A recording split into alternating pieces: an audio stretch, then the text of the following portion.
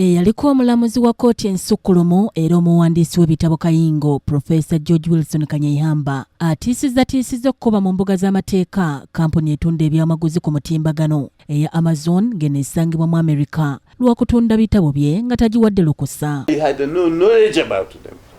I don't know. We are going to investigate whether Amazon will say it is Macharia who pretended that he was me and he put them there.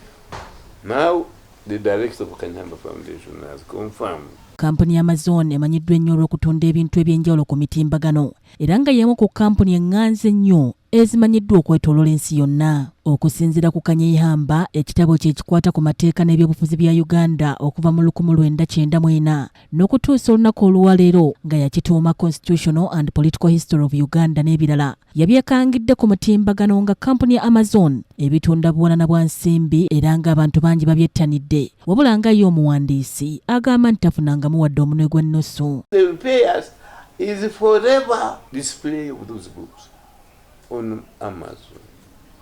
It is the richest company in the world in America. So you journalists, those who are here, join us because we are going to set up Kanyeihamba Academy and we shall be helping all the disabled children. Okusinziira ku ssentebe owa Kanyeihamba Foundation Professor Ismail Kabananuche bamaze dda okuwandiikira kampuni ya Amazon ku nsonga eno kyokka tebaddibwangamu. Okusinziira ku mateeka agafuga obuyiiya kimenya mateeka omuntu yenna oba kampuni okukozesa ekiyiiye oba ekitabo ky'omuntu nga tafunye lukusa era wano Kanyeihamba agamba nti wakufuna obuwumbi bw'ensimbi singa awangula omusango guno. Intellectual property is a term in the whole world and if we don't succeed there, which we think we shall succeed, we shall go to the International Court of Justice. We have the money. That's the land I'm talking about, Macharia. You should sue the culprit itself, which is Amazon, for an African Ugandan man to have the legal authority to sue the greatest company in the world is a good sent gift. Macharia palamaliine Profesa Kanyeihamba gwalumiriza okuba mu kkobaane ery'okutunda obutabo bwe ku Amazon bwe tumutuukiridde ategeezezza nga bwe waliwo ebitabo Profesa Kanyeihamba bye yakkiriziganya ne Amazon okubitunda. Somehow he said we are going to do the contract later, but that contract was supposed to involve another two books.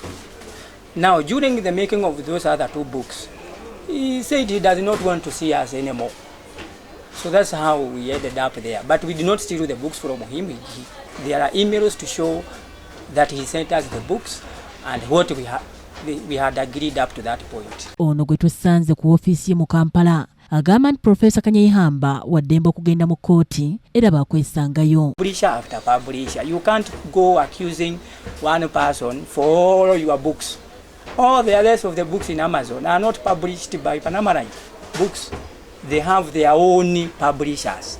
So let's him get in touch with an individual publisher and they give him an account of where they sold the books, including what they have sold in Amazon.